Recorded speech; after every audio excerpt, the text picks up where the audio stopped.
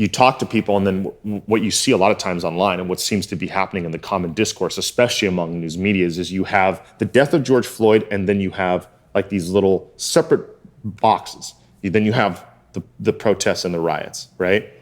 And what some people are doing is going, well, that one death was terrible and tragic, but it shouldn't warrant this. Now, if you're talking one-to-one, maybe you could make the argument that the death of one innocent person doesn't warrant a nationwide kind of uprising, okay? But see, that's not actually the experience of Black people. It's that you have in that single box, it's not really a box, it's just a link in a chain. Mm-hmm. And so you all of a sudden have that, and you have the Castillos and the Prices and the Grays and the Blands, and you have them all connected. That's one thing. You're just talking about innocent life lost at the hands of police. Then you have a judicial system that creates harsher sentencing for Black people. So a person in the Hamptons who commits a crime, right, or Beverly Hills, or white neighborhoods in middle America, right, middle to upper class America, all over the nation, they have their punishments for what they do. We have our punishments. And ours are fucking substantially more severe, right? Even the notion that there was a time in this country during the war on drugs of mandatory minimums, that if you sold an 8-ball of blow and you sold an 8-ball of crack cocaine, that the sentencing was sometimes 5 to 10 times more severe for crack cocaine, even though the structural compound that makes them up is identical, except crack has baking soda.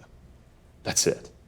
And it's like, well, you can't afford cocaine because cocaine costs hard, big money, but crack doesn't. So who can buy it? Poor communities. And where is it most likely to occur? In Black and brown ghettos, wherever, because everyone uses drugs. But where is the easiest place to pick people up where they don't have access to meaningful defense lawyers, they don't have access to an actual relationship with their police and their police chief, and in cities that have traditional, institutionalized, and long-form historical hatred between the people of this city and the persecution of those policing forces. And so that's another thing, right? And then you have on top of that, right, the reality that you created something a long time ago. There were promises made to Black people, as there were to most minorities in this country, that never came to fruition, whether that was Native Americans in honoring treaties, or that was Black people and 40 acres and a mule for service in the war. That shit never fucking happened. So the problem is and the point of that, right, was that you would give people the tool of the age. You would go, here's the deal. This is what the average person needs to make a meaningful quality life and provide for themselves in the modern era. If you come, you risk your life, your limb, to protect a country that we're going to say you're a part of it. We're going to say that to you.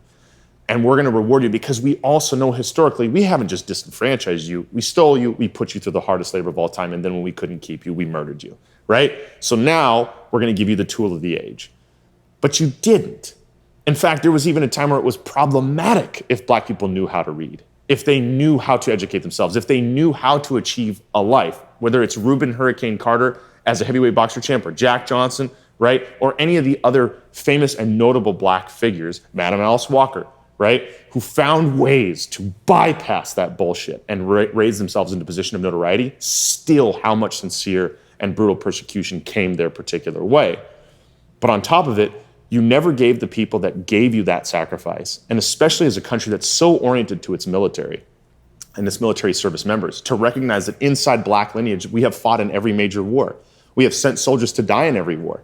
And then to know that then when they came back, they were promised the most fundamental piece, not like any sort of exorbitant thing, just this is the fundamental piece you need to make a life. And after this, you should be able to find your way. It sounded lovely on paper, and I get why they signed it, because I would have too. I would have thought, great.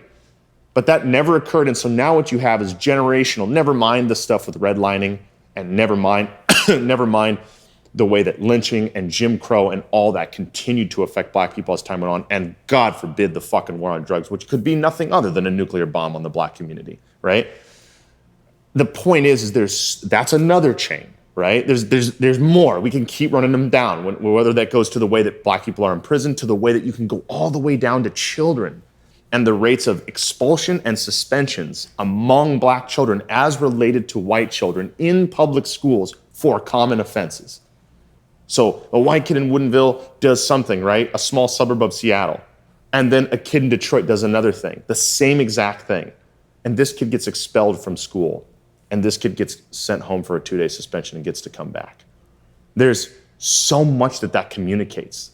to those black children growing up realizing like, oh, the schools don't want me, the police terrorize my neighborhood, the community and the broader American public have no concern for our welfare. My mom's fucking working herself to death.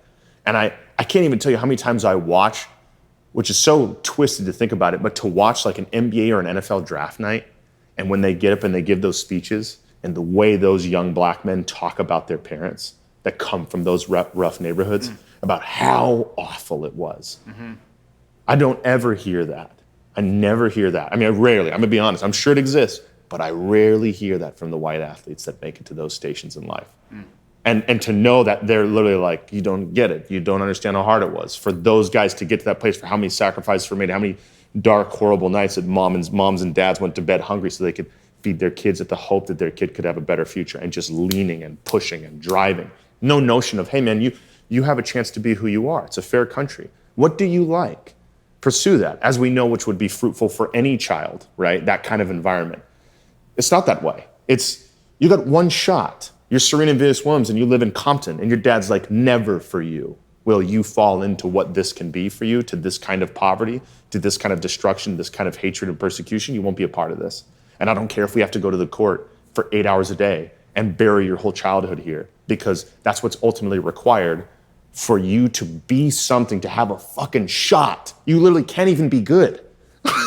You have to be the most dominant athletes, maybe in all of sports, right? That's where their heads are at. And then you put all that stuff up, and then you have George Floyd, and then you have a riot, and then you have protest, and people seem miffed as to why there is so much anger, why there's so much animosity, why it rears its head in the destruction of big box chain stores like Walmart that pay their people not enough to afford the stuff that's in the fucking store, to be able to pay them enough to pay their bills and live in their cities and live in their homes. And you see them rage against the machine, and you wonder, oh, it just seems frivolous. It seems destructive and wanton violence with no significant rationale. But the problem is human psychology dictates that people make decisions largely from a reasoned place. Not that it's necessarily always logical, but they certainly have a reason. And if that reason is nothing other than fear or worry or woe or sorrow, these are all valid reasons that all of us, should we walk in those shoes, would find ourselves equally as compelled. Because I have a 4-year-old boy, and the notion that I could put him to bed hungry one night, I might get through it. But the idea that I'd have to put him to bed hungry for nights on end, I don't think you want to test your average human being against that idea and then ask of them this high moral set of behavior, these ethical notions of propriety and civility and humility, when all that they feel is completely sidestepped and ignored. So seeing all of that building up and acting pretty much as a platform for what brings you to this particular place, and then recognizing the whole chain of being largely peaceful in their protesting. Colin Kaepernick taking a knee to LeBron James, to Oprah Winfrey, to fucking Jay-Z, to President Obama, to fucking every other civil rights leader, whether it's a Cornel West or any of the great black authors that have now risen to prominence, trying to bring about this global, and especially in this state, awareness of what is actually taking place. And because that's continued to happen with so little recognition that things can get so altered, and that Colin Kaepernick takes a knee, and it becomes about nationalism. And all you feel like as a black person is, they're never gonna hear us. They're never gonna let us win. It doesn't fucking matter what method you take.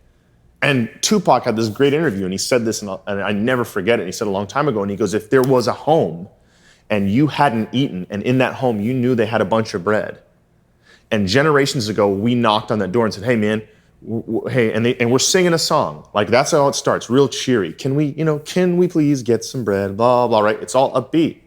And then a generation later, the song becomes, hey, we really need some bread, we're kind of hungry, right? And then the next generation becomes, open up the door. We've been starving for a long time. He goes, by the time it gets to me, we've been asking and asking and asking and ask. He goes, when it gets to me, we're kicking in the door, coming through, blasting. What you think I'm gonna do? Ask? And that's the point where you're literally watching this group that's torn between this tradition and notion of of justice and civil rights, and that thing that still lingers in that Kingian way of peaceful, nonviolent protesting. And you also have a generation of younger folks who are fucking exhausted. And just like, I watched my dad do this. I watched my mom go through this. I watched my uncles and aunts and my sisters and brothers, and I've watched them be carted off to jail or shot in the street or deprived of opportunities or starved or addicted to drugs or whatever it was and treated less than human, less than you were treated.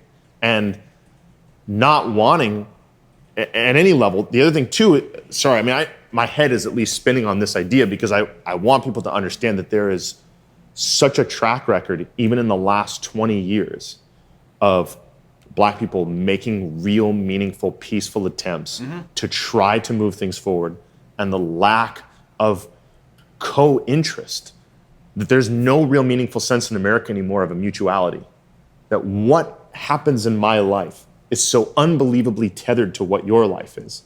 And if I am suffering and undergoing a great and traumatic pain, and you have no care, empathy, or meaningful intention to show up for me, then the American dream is a bullshit fucking notion and should stop trying to sell it as that's who we are and hold ourselves as this model beacon globally. And what should actually happen is say, here's what we do here.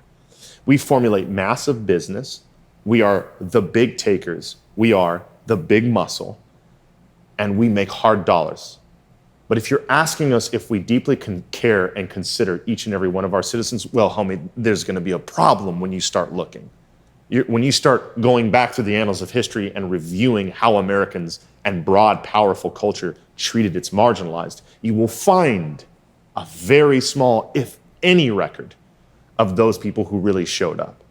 I don't know what happened to white people that were of the like ilk of like the abolitionists, or the people that marched with King, the people that really put themselves in the path and saw themselves as mutually tied because they were Americans, and so could dispense with their political notions, their religious notions, other than to acknowledge the most basic and fundamental notion that everyone here dies, everyone here suffers, everyone here loves, and everyone here has to, or at least feels the impulse to make a life, to make a family, to make a community, and seek to be a part of something, because we're that tribal creature. And the fact that that doesn't actually or meaningfully occur in any real measurable way for Black people, that those groups are gone, that they're quieter, or that if they're here, they're inactive, really makes you feel like you're on an island. And so in that long, circuitous way that I just articulated, all of that is living in the consciousness of Black America. If you are white, none of it is. And to know that that's what sits behind the eyes and behind those hearts, that when you see a guy smash a window front or yell at a police officer on the corner or do something that might draw within you a sense of distaste and unease, like, we're not supposed to talk to authority figures like that. We shouldn't dissent that hard. We shouldn't say things that radical. We shouldn't push the envelope that far. I hope you can see every single other attempt that has been made to do things the way that would have made you feel comfortable, that neither you nor your broader community nor dominant culture showed up to hear and to do something meaningful about. And now that we're in this place, and now that it's fucking bad, and looks like the spiral's working itself down all the more and all the time, now you want to know what to do, and you want us to tell you what to do. I hope you could see where that for us becomes that deep sensation of, boy, I really don't have the energy. I really don't have the time. And I can't even begin to walk that road with you, knowing that what's most likely to occur, if history is any indicator, is you won't do shit and you won't hear me. And I'll go back to my fucking life of survival, and you'll walk back to your life of order, and things will continue as they were.